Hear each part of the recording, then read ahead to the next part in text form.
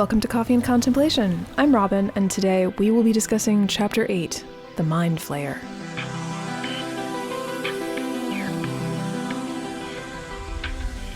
Today's coffee is a good old-fashioned soy latte purchased from the Frederick Coffee Company, which is a little local coffee house.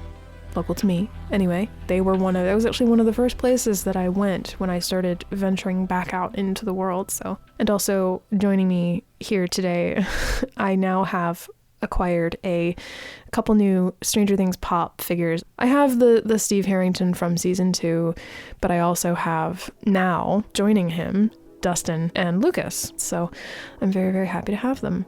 Well, now that we've acquired coffee, let's proceed with contemplation.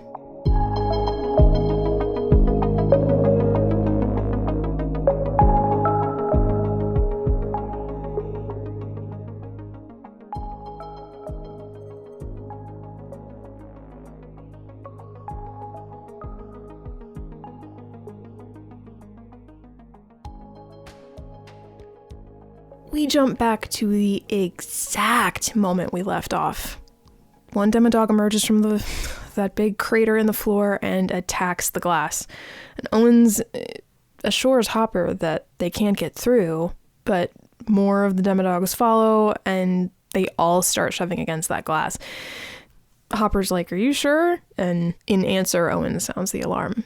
In starting literally right where the spy left off, it's another rewind. Elle witnessed this already when she was in the astral plane. We've seen it twice now, which therefore means this moment should have already happened. So it feels like we've gone back in time.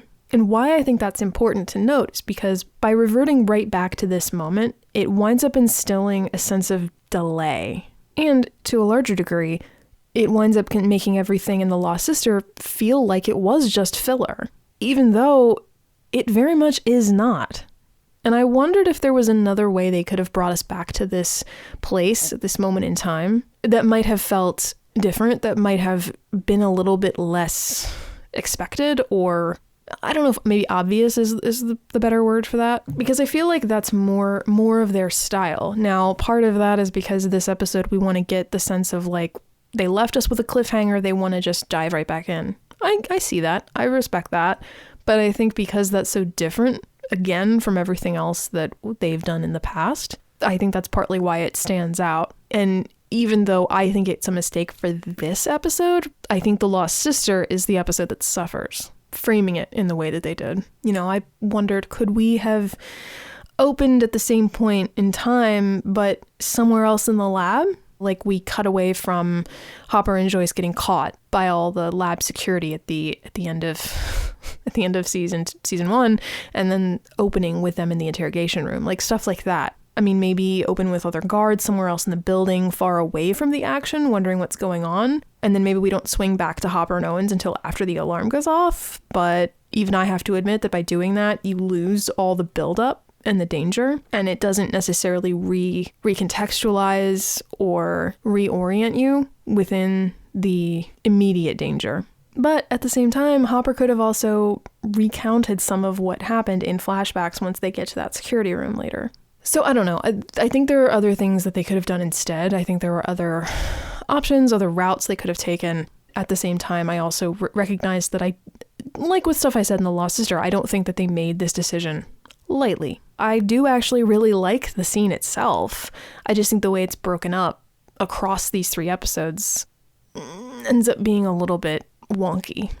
The lab techs all racing to the elevator in a callback to or escalation of the season 1 opener is intercut with Mike rushing back to Will's hospital room where he insists they need to make Will sleep, calling out the fact that Will is possessed, basically, while Will screams very much out of character, and the elevator doors open, revealing the demodogs have pretty much ravaged the techs, which is something that we didn't actually see last time. We saw the guy get picked up in the elevator, but as the door closed, so we didn't actually see what happened. This time, we see what happened. And those demodogs turn on the 2 remaining armed guards who start shooting, which Bob hears. And so Joyce turns to Will and demands that he tell her who she is, and when he struggles to answer, your mom. She tells Bob to hold Will down while she sedates him. He starts screaming, and resisting, and it's horrible. This whole bit is brutal for so many reasons, not least of which being Mike holding his hands over his ears while Will screams and Joyce cries, "I'm sorry." We don't get much of how this all is weighing on Mike. We get to see him tear up a little bit later in this episode, but in terms of what this experience is doing to him, we don't actually get a lot of time or coverage on it, which I think is fine. I'm not saying that like, oh, they should have. I understand, the necessity of the storytelling doesn't allow for it, but I like that this one shot is here because it conveys so much of that with just the barest glimpse of it. Him holding his hands over his ears. As Heidi said, he can't look away either.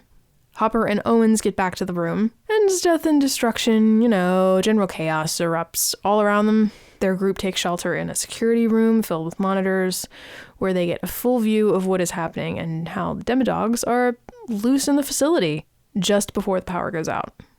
And outside, we get a shot of the building as Hawkins Lab goes dark, followed by the title sequence. That is one bleak beginning. Just carnage. Even though we're back in Hawkins, this in and of itself is a big tonal shift, because this is far more... We haven't seen this much death on screen in this show. This is kind of a benchmark for level of violence in Stranger Things. On the one hand, I actually really respect that they chose to invest in really upping the stakes, making the threat feel visceral and real, and not coasting where we already were. It adds a level of danger that I don't think the show necessarily suffers from. What I think happens, though, is that from this beginning, by setting the tone the way that they do, the violence is still separate in a lot of ways from our main characters. Yes, they're in danger of it, but even as they take shelter in the security room, I find myself asking, why are they safe there? What's different about that room and that part of the lab than any other space in the lab, especially since they're not really armed. The real threat for them is what's happening to Will. That's narratively what this opening sequence, this cold open, sets up. They are surrounded by danger. They don't know how to get out. But really, the emotional thrust of the story still remains within their character dynamics and the idea of losing Will, or having already kind of lost Will. And then from this point on, pretty much after the title sequence, until they get back to the Byers' house, everything in the lab is not about that at all. And I think that might be part of what feels off to me about pretty much the entire first half of the episode. However, before we return to Hawkins Lab, we come out of the title sequence to meet Neil and Susan, Billy's father and Max's mother. As they come home, they find that Max is gone, that her window's open.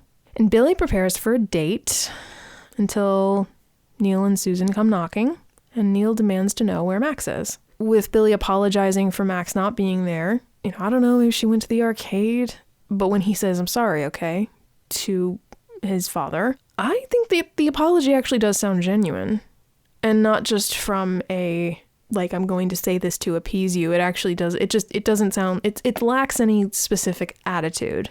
But Neil is unsatisfied with that, and so he calls him the F word, which does indeed rile Billy. He yells back, and this is after he has said, Max is 13, she shouldn't need a full-time babysitter. And two things. One, that some of the context that's missing in the show proper, I said last episode that I don't think you should have to be required to read extended supplemental media to be able to enjoy this as it stands. However, it adds an interesting layer to, and I don't even think that the book Runaway Max was written yet, but this is the first time I've watched this scene since having read it, and it occurred to me that, the reason that they're so fixated on her whereabouts is because that's kind of Max's deal. She keeps trying to go back to California to be with her dad, and she's gotten pretty far a couple times. And that suddenly made a lot of these actions, these motivations, makes a lot more sense. Like I said, I don't think that should be like required reading, but I found that it did enrich the viewing experience knowing that. The second thing I want to mention is that I actually was somewhat familiar with the actor playing Neil, Will Chase. I have only seen him in the show Nashville. He played a character that I certainly had empathy for and didn't dislike, the character of Luke Wheeler, ironically enough. But I don't know how other people feel. I didn't like Neil immediately. It's only too when Billy says that Max is not his sister that Neil pins him to the wall. And he speaks softly, demanding that Billy answer. And when Billy doesn't, Neil smacks him. Susan tries to de-escalate, but Neil insists that nothing about his behavior is okay. He says he's going to call whatever whore he sees he's seeing tonight and cancel their date, and then he's going to go find his sister, just like the kind, respecting brother that he is. Isn't that right, Billy? There actually isn't much physically to this altercation. Yes, Neil does pin Billy to the wall and he does hit him once, but he only raises his voice a couple times. I remembered it being a lot more violent. I think it's more the implication of more physical threat, the mental, I think, abuse that's going on here. Billy's reaction, the fact that he has tears in his eyes, the waver to his voice, the scene is played really, really well. It's very realistic, which Heidi also agreed with. It's brutal in its implication and in its simplicity and its realism. We're led to believe that this is well-trodden territory. This sort of thing has happened. I mean, even aside from the line, "What did we talk about?" it's obvious that Billy is terrified of this man. And even Jennifer Marshall as Susan is playing a lot with very little. The fact that she moves out of Neil's way as he walks by her. And again, by casting someone like Will Chase, like he's not a super tall, physically impending, like he's not super like bulked out physique. In some ways, he has a very approachable look to him, which makes this feel a lot more dangerous. And again, a lot more realistic. These kinds of people are out there. And I also think it's very important that they don't use any editing or sound mixing or design techniques on Neil's voice. His voice is just his voice. They don't like deepen the bass. I don't think they do anything terribly special with the volume. It just ends up being him just yelling at his son and speaking kind of quietly through actually most of this. And it's that quiet tone that implies the control and the power, and it's just so well executed. When I watched this the first time, my reaction to Billy was, in this moment, oh, I understand him a lot better.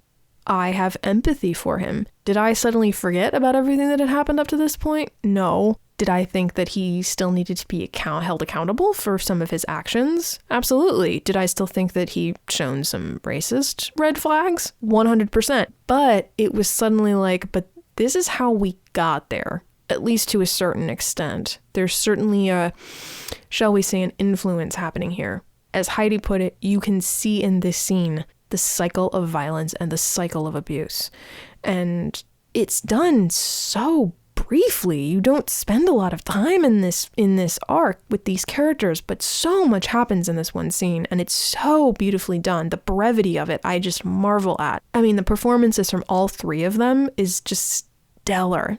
This scene really elevates all of this, everything to do with Billy.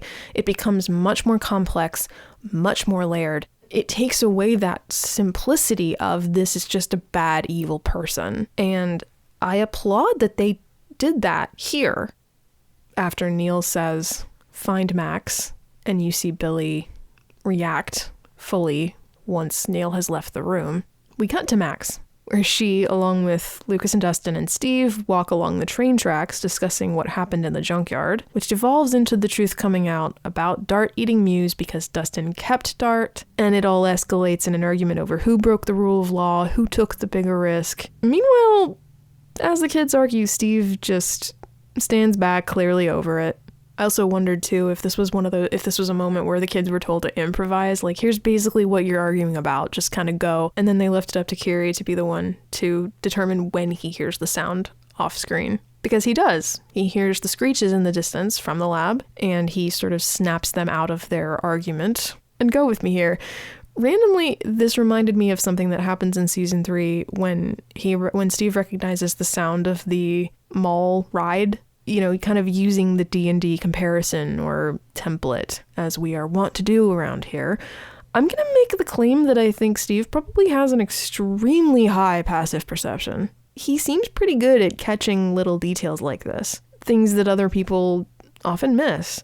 Not like he's not good at puzzle solving, something that Heidi has said of Steve. I don't think on the podcast it's ever come up, but something that she's observed off mic before is that he tends to be good at reading the room. He's good at reading people. He's good at intuiting what someone's feeling, which I think we actually get a little bit of even in this episode.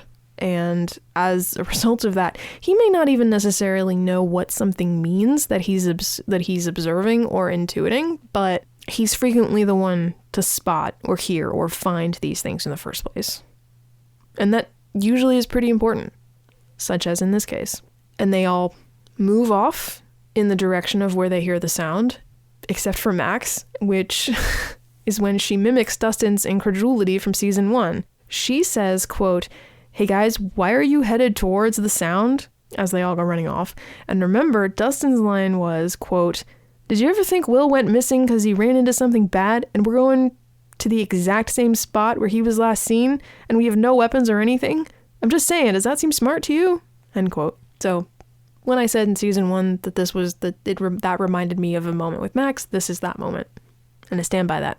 Back inside the lab, Owens shows where they are on the map and that they are on full lockdown. He explains essentially their full situation and how they're unable to get out unless they flip the breakers and, as Bob elaborates, reboot the system completely. Hopper springs into action, ready to do it, but Bob volunteers instead because he's the only one who knows BASIC, a computer programming language, Mike clarifies.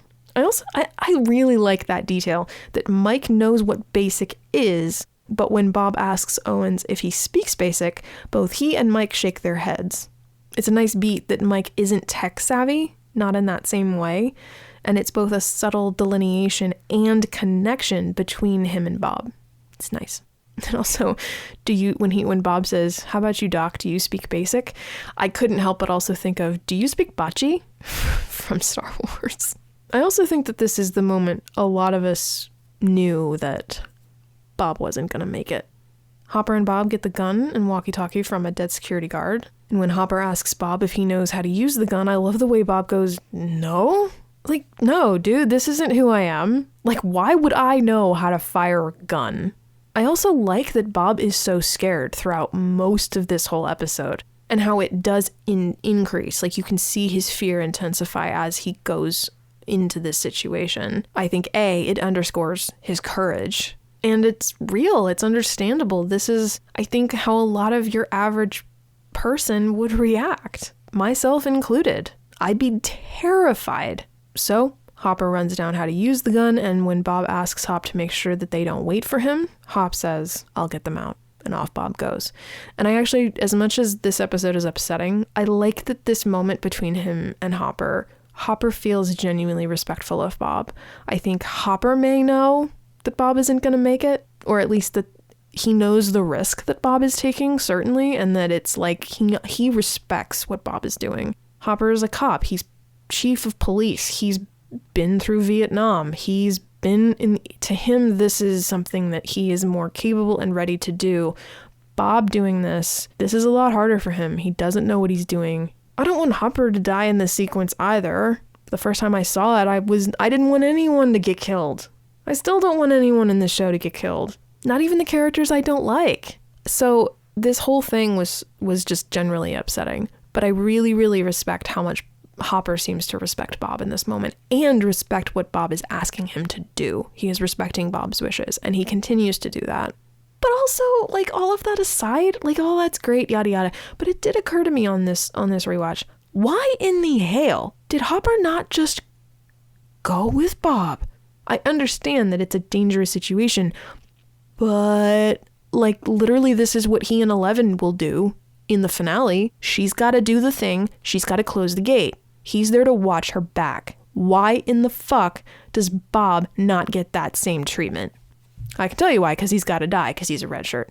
I guess the difference being that if Hopper is with Bob, then he's not with the others. And that's probably why they didn't have him go with them. But they have the cameras in the other room. I don't know. Outside the lab, Nancy and Jonathan pull up just before Steve and the kids emerge from the woods. I love that reunion between the two groups. It's a nice little moment of levity. Steve? Bob continues his trek down to the breaker's room, and it's to my knowledge that at least some of this whole episode was inspired by Jurassic Park, and this sequence especially, you can feel that from when Ellie goes to flip the breakers. Which is, of course, odd because Jurassic Park is a 90s movie, not 80s. If Bob had lived, I cannot fathom how the trauma of seeing all these dead bodies would have affected him. And Aston plays that really effectively. And honestly, I don't feel like breaking down this section. Just gonna be honest, I don't have a lot of commentary to offer. It's shot well, it's edited well, it evokes the dread and fear I'm sure it was intended to. I'll only say that when Owens agreed to stay behind and guide them out, I genuinely worried for him on that first watch. And I'm glad I have the hindsight to know that he'll survive, because I also acknowledge that if you didn't fear for Bob's survival before, you almost certainly did when he left his gun behind. Although my question is, would that gun have made much of a difference? I don't think so. We saw all those armed guards with bigger weapons than that handgun, and they all died, including the dead guy they took it from. And specifically for that reason, I think that shot and that beat is just there to forewarn us what's coming, to herald his death, to be honest. And I'm not sure how I feel about that, because on the one hand, I resent it. I resent Bob's death overall, but I also kind of appreciate that they do essentially foretell it, even if they do the fake out before he actually does die. And yeah, Bob dies. Horrifically. I did make myself watch the full thing for this podcast episode, and I think it might be the only time I've ever done so. I think when I saw it the first time, in spite of not having seen the episode before, I skipped over it, or at least I looked away. It's a hard scene to watch, for me anyway. Bob doesn't just die, he suffers. I think this is another example of pulling from the horror genre, and I also understand that that's partially a me problem, but I think this is a little bit style over substance. Maybe that's a controversial statement, and even if it's not, I don't think that that's a good thing in this moment, because I think that the impact that this has far outweighs a few moments of some cool, gory shots. Was the brutality of this moment wanted? Maybe. But was it needed? I don't think so. And it's cruel to Joyce. It's especially cruel to Joyce. She sees that happen, and she will carry that forever. As a writer, as a storyteller myself, I fully understand the importance of not being too nice or too kind or going too easy on your characters. But I think this is light years away from that concept, because I even can see the relevancy of Bob not being around anymore. I still think you could have gotten him out of the picture another way, but I think if you are going to kill him off, I just don't think it was necessary to be this vicious, to make him suffer, to make Joyce suffer that much. So the group returns to the buyer's home. Jonathan sits over Will and apologizes for not being there. Nancy comforts Jonathan with one hand on his shoulder, and Steve watches from a distance while Hopper is on the phone with someone, military of some kind, probably the National Guard, perhaps the Army, but he's demanding backup and explaining, or trying to, what happened at the lab. At least we assume. I am the police, Chief Jim Hopper. You know, of course, I'm going to talk about the teenagers for a minute. When Steve turns away from Nancy and Jonathan and walks into the kitchen where the kids are gathered, he looks like he's a little misty-eyed to me. I like that this moment is included in the writing and the blocking, because it shows in a really subtle way that Steve is seeing what's happening. This isn't like walking in on Jonathan and Nancy making out, or let's be real, sleeping together. This is him witnessing the emotional connection between them. And whatever Kiri or the Duffers intended, it doesn't result in Steve looking angry. I mean, maybe he's reeling from the fact that someone's died. I read the same sort of resolve and resignation that we saw earlier in the scene in the alley at school. But that misty-eyed aspect implies sadness to me. and that he's seeing the reality of their situation. She and Jonathan really care about each other, which means his romance with Nancy, you know, if it was hanging on by a thread before, it's over now. And I think he seems to accept that, and he quite literally walks away. And I cite the blocking, his walking into the kitchen, as important because that is where the kids are. And as we know, he will go on to bond with Dustin. It's already started. And that's a relationship that's got a lot more depth. It's a lot more real. It's long-standing. He's moving away from something that's ending into a space where there is something there. Something that actually is beginning. I love that. Really awesome, especially how much of that is conveyed in one shot and just the simple blocking of it. Another continuous shot, by the way. And again, maybe I am reading way too much into it, but I don't care. I think it's beautiful. And if I am right about this, then I think that this is also yet another example of Steve perceiving and reading the room really, really well. After Hopper hangs up, the whole group argues essentially about what the next steps should be. Hopper says that they have to wait for help, even though the kids are itching for action. But Hopper still insists stand down, and then he goes into the bedroom to sit with Joyce as the track Eulogy plays. Mike sees the stack of games that Bob brought from a few episodes ago and proceeds to deliver a small eulogy. This music track. I love the main theme, but Eulogy might just be the best piece off of the original soundtrack. Stein, Dixon, bravo, gentlemen. This whole sequence is extremely emotional for me. I don't think I've ever watched this scene without crying. The stack of games especially is what always does me in. Even before Mike starts speaking. The memory of Bob bringing those games, the consideration and loving gesture of it, this trace of his life, his presence in their lives, and in that physical space. Those are the things that can be the hardest about losing someone, at least in my experience. The space that they occupied with them no longer in it, and those little moments from their life that were taken for granted or unappreciated can just weigh the heaviest and just evoke so much grief. And I just think that pretty much as soon as you get back to the Byers, until they really start talking to Will, I think that one of the things I actually like the most about this episode is, and like across the season, is how much in these couple of scenes, how much is said without a word of dialogue, how much nonverbal communication is taking place, and how strongly these moments are able to evoke an emotional response. Recent events are definitely having a particularly potent effect on how I'm receiving this episode this time, but it's always been powerful to me. That goodness that Bob has, that he brought to this show, you really feel the loss of that. When Hopper goes into the bedroom, the cost of it is just so powerfully conveyed in what is in Joyce. It's been said by many at this point, but I'll reiterate it. The fact that Hopper doesn't say anything and that he doesn't make any kind of physical gesture towards Joyce, he doesn't touch her at all, it's perfect. He's just there with her so that she's not alone. Anything more than that would have been wildly inappropriate and tone deaf, quite frankly. And I honestly would have thought a lot less of Hopper as a character. Stranger Things and the Duffers may get tonal things wrong from time to time, but in this moment, they really nailed it. Back out in the kitchen, though, the kids and Steve debate the situation and how to stop the shadow monster, coming to the realization that it's a hive mind, the Mind Flayer. Ding, ding, ding. I love the sound effect after Mike identifies it when he says the Mind Flayer, and there's that silence followed by that chime sound, that like ding sound as Lucas snaps his fingers. Moment of realization. I also love that it's Max and Steve who both go, what? And of course, this is another one of those moments that makes me want to see more interaction between those two, between Steve and Max.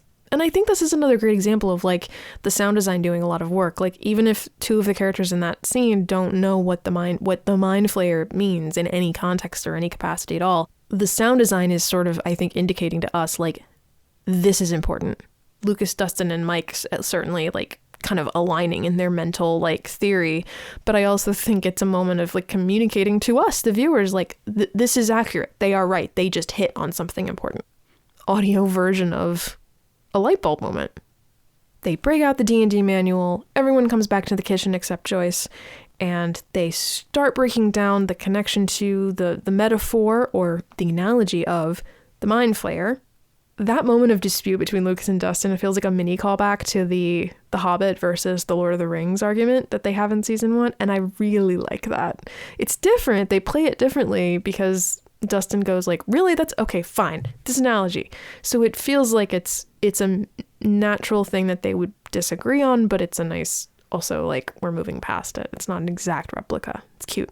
Paradoxically, Steve mixing up and conflating Germans and Nazis as being one and the same. I hate this joke. There's no reason for it. And I don't know if this was an attempt at the show, at the writing, because they wanted to make a statement about how Germans and Nazis are not the same. I don't know. Either that or they couldn't just let the phrase master race sit there without comment. I'm like, fine. But if you want to make the Nazi analogy, then just let Steve just make it. Or find another joke that doesn't come at his expense. Why make him look this dense or this insensitive? I don't know. It's like, do we really need that right now? The joke between Dustin and Lucas makes sense. It's part of the natural rhythm of the conversation. To deliberately make this like pit stop to make this weird joke, I don't know. To me, it doesn't flow in the rhythm of this conversation naturally at all. I feel like, especially in the 80s, being that much closer to the ending of World War II, I feel like saying those words would ring a little bit different in that room. Especially like consider we don't know enough about Steve's background to know like maybe where that's coming from. It just, yeah, I don't like the way that that's treated. And if really we're just supposed to infer that Steve really just doesn't understand the difference, then I guess that's something about Steve that I just don't like. I just don't think he's that stupid. Steve is also the only one in this moment who has the like, fuck man reaction, the overwhelm, the like borderline freak out, which I appreciate because while literally everyone else, with maybe the exception of Hopper, who is at least sounds resigned and a little bit frustrated, even if his dialogue doesn't have the words to match, that's certainly the energy he has. But yeah, everyone else just stays in problem solving mode. Me, I'd have had the same reaction as Steve. Like, great, that's great. And I also appreciate that while he's not running away or like freaking out quite as much, it is consistent with last season. But like a lot of other things in this episode, it is an evolution. Just overall, it's a nice touch. But considering that it follows that Germans versus Nazis thing, it's not a good look for him in that moment. But if we're disregarding that thing, then I actually really like it a lot. No one gives him shit for being freaked out. They start to debate how to best kill it, which results in no one having an answer because, as Dustin admits, the Mind Flayer and D&D, it is all just a game. The kids spell out the exact stakes and an argument begins, but Joyce appears and echoes Nancy's line from season 1, I want to kill it. And Mike puzzles out that they can get answers from Will and that he can't spy if he doesn't know where he is. One kind of sneakily brilliant thing about this whole sequence, this whole scene, is that it's almost entirely exposition. From the moment that Dustin opens that manual, it's just literally all the characters standing around talking and arguing about what to do, about the plot, or I guess the world building. And it moves at a clip. And a lot of that is our already bought in interest in the characters, but a lot of it's the way that the camera moves. It's a lot of the pacing of the way the actors are delivering their lines, which is both editing and performance. It's very impressive. So they start emptying out the shed. And it never occurred to me until now, maybe I'm just really slow on the uptake, but this shed is also where the whole thing began. For Will in particular, but therefore for all of us too. It was in this shed that he first got taken by the Demogorgon. So there's a kind of poetic ring to the whole thing. But the series doesn't shine a light on it. Maybe it's coincidence, but I like that poetry. We then have 4 two-person sequences, back to back to back to back. One between Nancy and Steve, one between Dustin and Lucas, one between Mike and Max, and one between Joyce and Jonathan. The scene between Nancy and Steve doesn't really amount to much. It doesn't not a whole lot happens. It's just them kind of sharing something of a like casual interaction. She says that it's pretty cool that he helped the kids out, and he just kind of goes, yeah, they can be, I don't remember the exact quote, but he's like, they can be little shits or something like that. And she's like, oh yeah, I know. And that's really sweet. I do like that we get a little sort of non-confrontational moment between the two of them. And also that she's acknowledging like, hey, I saw what you did. That's cool. But it's directly followed by Dustin telling Lucas kind of tearfully he owns his mistake, and that he's like, so if you want your girlfriend to take my place in the party, I understand. And of course, Lucas is like, she's not, would you relax? Like, kind of not unlike how Heidi described Nancy's reaction to Barb when she's like, don't leave me behind, she gets popular, and that her reaction is very much, girl, please. Like, I kind of get that sort of Lucas's version of that here.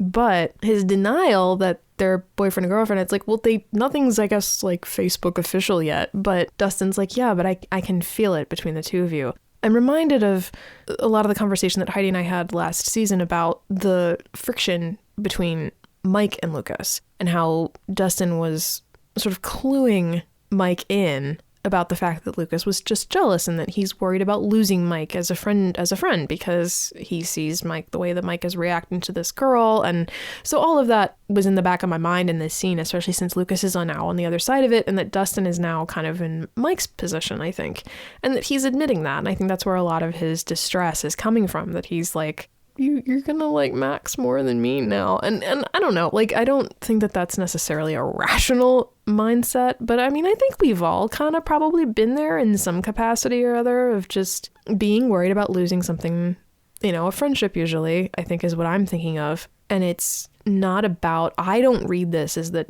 like, that Dustin is feeling like she picked you. I mean, maybe that's what they were intending, but I choose to read this moment as he's worried about losing Lucas's friendship. And of course, knowing that that doesn't happen is I think what makes it not like more distressing. But having this scene follow the one between Nancy and Steve, one I think could argue that Steve and Dustin are both sort of losing someone. I don't think that Dustin actually loses Lucas's friendship, but their friendship is going to change. Just the dynamics are going to be a little bit different. That's natural. That's what happens. And the other person also knows that they're right. And then that's followed by Max and Mike. Her saying, I know why Elle was your mage now. Mike is still being mean here. Lucas shouldn't have told you. But I think that Max, by her not matching his hostility and instead having a moment of real maturity and I would say understanding, I think she's seeing that Mike is acting from grief. Maybe she's not that specific in understanding that that's what's going on, but I think that that's ultimately what she's tuning into, or at least that it probably doesn't have anything to do with her, like personally.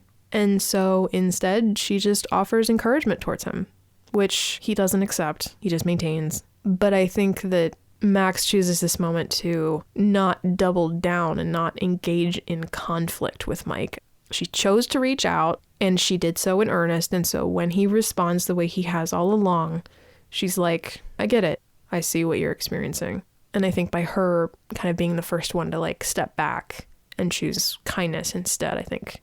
Honestly, I don't think Mike is getting a whole lot of that from people. No one's being like necessarily mean to him all the time. But I think the fact that she said, hey, like, Elle sounds like she was really cool. Like, that's very, like, a lot of what she says is like kind of therapy like terminology. It's easy to get caught up in the unfairness of how he's treating her. But when he says that thing took Elle just like it took Bob, I think that that's indicative and in a sort of deceptive way of just how heavy this all has been for Mike. Like, are we to construe that Mike's emotional pain is equal to what Joyce is feeling? Probably. I mean, it's a bit of apples and oranges since their ages and circumstances were so different and Elle was not slowly devoured by the Demogorgon. But I don't think that it's an unfair comparison. Yeah, I think that says a lot about the level to which Mike has been sort of struggling this season and why it's manifested in the way that it has. I enjoy the rest of this episode, but pretty much starting from all of the stuff with the interrogation, shall we say, of Will. It's not really an interrogation. It's them trying to reach Will. I do think a lot of it is them trying to eat up the travel time that they need to make Elle arriving at the very end plausible. It almost gets maudlin through some of this stuff, but never quite gets there. You know, it manages to keep itself in check. In that shed are Hopper, Joyce, Jonathan, and Mike, and Will. Meanwhile, Dustin, Nancy, Steve, Lucas, and Max are still inside the house. Joyce begins a very moving monologue of memories about Will's drawing, followed by Jonathan telling the story about building Castle Byers and the day their dad left. And finally, Mike talks about the day that they met.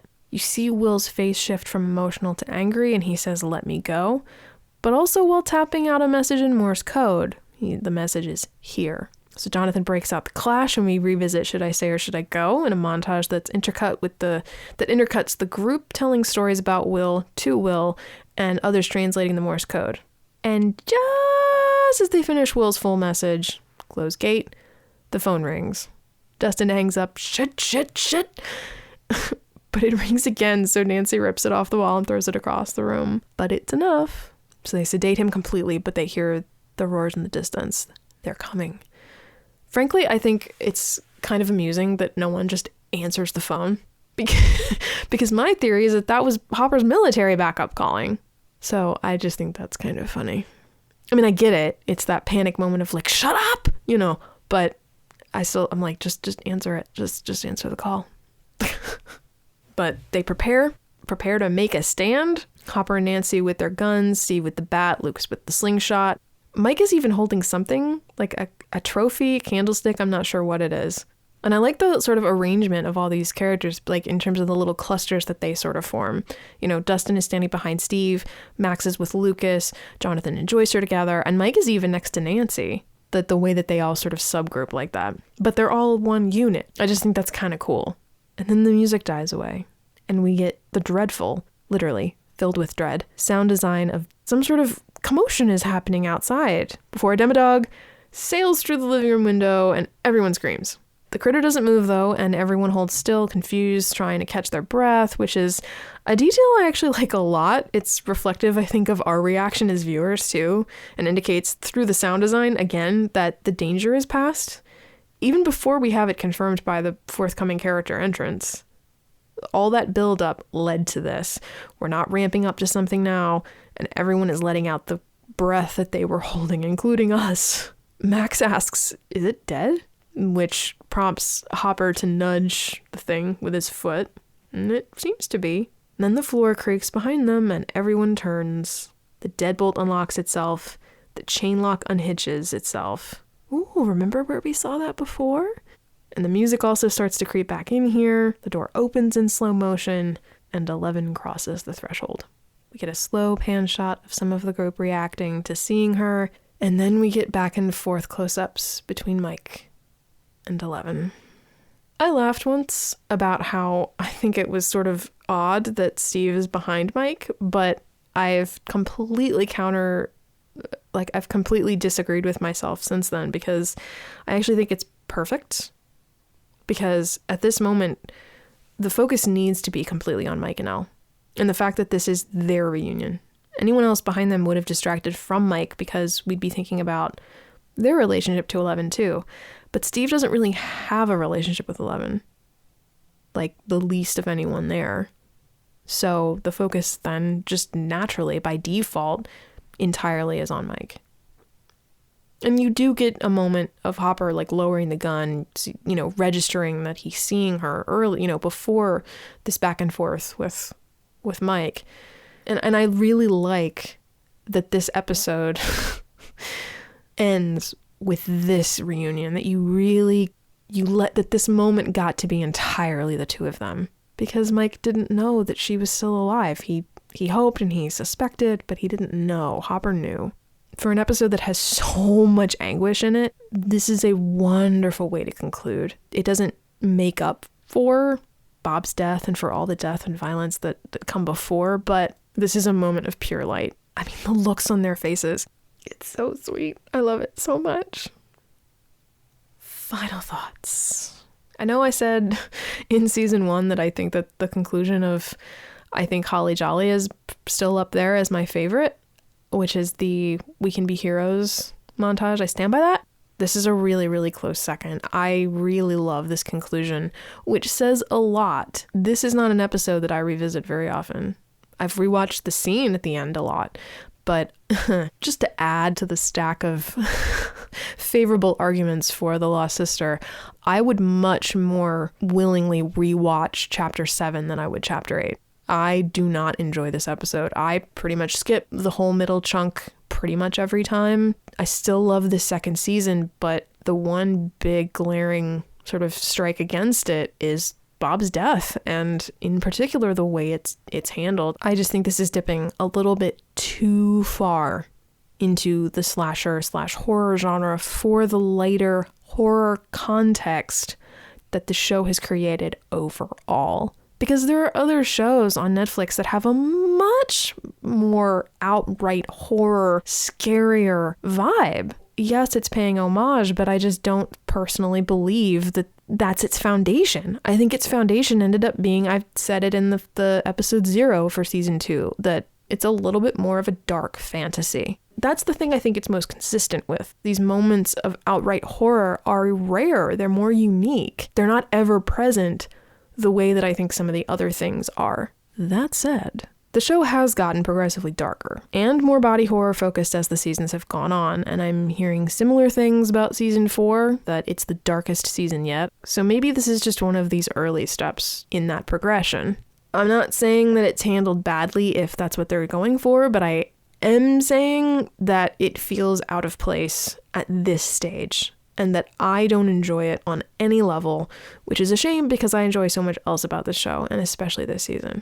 I think this is probably, and this is the crux of it, this is one of the most subjective episodes. There's so much in play here that is really contingent upon one's own personal love of horror, of slashers, of violence, and sensitivity, I think, to those things, and specifically to character death in particular, and to watching something that's that brutal. Because I find that I have a hard time saying that it like definitively anything about the way that Bob's death was handled or any of the rest of it. This is such a culmination of the things about this show that I don't enjoy personally that it makes it very much a struggle. And yet at the same time, there is a lot that I really do enjoy once they get back to the Byers house. You know, the character work on Joyce's part, on Mike's part, on Bob's part, you know, the way that you watch the Mind Flayer really taking over Will, and just, I mean, and everyone's performance just across the board, like everyone does an incredible job in this episode.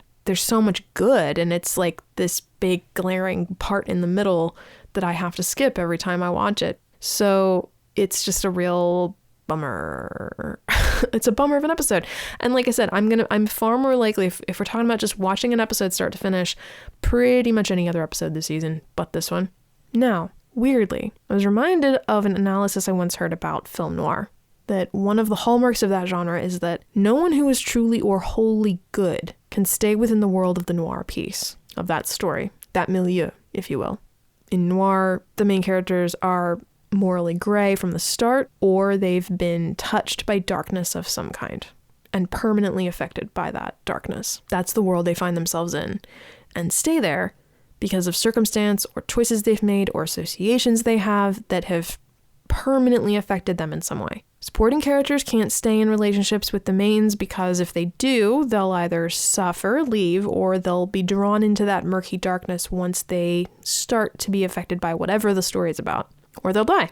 And I wondered if that idea is sort of in play here, specifically to this example with Bob, but kind of to Stranger Things in general, almost to the point of sort of questioning if they're kind of in that way dabbling a bit in noir as well. Because characters like Bob and Barb, they were too capital G good to stay in Hawkins, to stay in this story, this world, and that's why they met the end that they did. I do think this is a bit of a reach, and it by no means changes my opinion or anything I've said thus far, or will say ahead. Nor do I agree with the sentiment that itself, that being, quote, good means you have to die or be parted from those you care about. But it was something I found myself thinking about. And also, let the record show that I do think that sort of philosophy does apply to film noir, a genre that I actually like quite a lot. But noir is different from horror. And I think that philosophy takes a different shade when you apply it to horror. And it strays into some of what Heidi and I discussed back in season 1. So at this point, I will refer you back to our conversation about Nancy and Barb in chapter 3 and the merit, or lack thereof, of Nancy being punished for having sex by way of her best friend being killed. Meanwhile, Barb is treated as expendable for not participating in not just having sex, but in the world in which Nancy is entering in that part of the story, the popular kids, the party atmosphere, etc. Same thing here with Bob. Bob is expendable compared to Hopper. He's probably the most capital G good character we've seen in a long time. And when the darkness touches his life, he's killed. This is a concept that I think probably needs a lot more conversation, a lot more discussion, but I'm just going to leave it here for now. If this is something that you'd like to hear me expand on, let me know. All the details on how to get in touch I'll be mentioning them at the end of the episode, but all the stuff's in the show notes. When I watched the Beyond Stranger Things, I'm pretty sure that's what it was, and there was a breakdown of how they shot Bob's death. I went into that a little bit tentatively because I wasn't sure that I wanted to see it play out, like to see just clips from it. But I'm glad that I did because they kind of show you the rehearsal that they did and they go through the blocking of it. And at one point when they kind of call cut or they say, okay, we're good. And then they stand up and they like high five each other. I found that actually really helped. It helped take out some of the intensity of that, seeing the facade of it, the construction of it. It took away some of the pain of it away a little bit. So if you are someone like me who really, really struggles with this episode for all those reasons, who really hates Bob's death, both in principle and in practice, I would actually recommend watching the Beyond Stranger Things special, specifically for that piece, because it actually helped to bring me a little bit of peace about the whole thing. Not enough to change my mind or to make me feel like too much better about it, but it took some of the edge, I think, off in terms of it being just so horrible. So there's that. I don't mind the title, The Mind Flayer, but in some ways I really feel that this episode should have been called something like The Massacre or The Massacre at Hawkins Lab. There is this sense of, Dustin even says it at one point to Hopper about how like it's only a matter of time before those tunnels reach this town. They don't just forget about Bob the rest of this season. His death continues to impact what happens in chapter 9. You do see the impact of that in season 3, at least a little bit. Even as much as I don't like it, from a subjective standpoint, I also have to admit that it at least does serve a purpose. So a lot of mixed feelings about this one, and I do think that tonally it does stand out. I think that is something that I can say from a slightly more objective standpoint. It is a little bit different from the rest of what's here. If that is their intent to like slowly drop in this stuff every season and just increase it and increase it and increase it, then I guess it's mission accomplished. By not starting with it so full tilt, you bring in people, viewers like me and Heidi, who aren't big into horror but really appreciate, what else there is here. Ultimately, though, it ends on this really beautiful note. On first watch, I was really struggling with how I felt, and then you give us that reunion between Mike and Eleven. Yes, absolutely. Play next. Let's go. So running towards the season finale, and I am delighted to say that next time Heidi will be joining me. She will be back as promised, for the season finale for chapter 9, The Gate. So with that said, that is going to conclude our discussions, our contemplations on this episode, chapter 8, The Mind Flayer. As we get into these final episodes, join the conversation. Let me know your thoughts. You can find us on Facebook, Instagram, and TikTok. Links are in the show notes. Coffee and Contemplation is available anywhere podcasts are sold for free. And if you've been enjoying this podcast, consider leaving us a review. Thank you, as always, for listening, and until next time, over and out.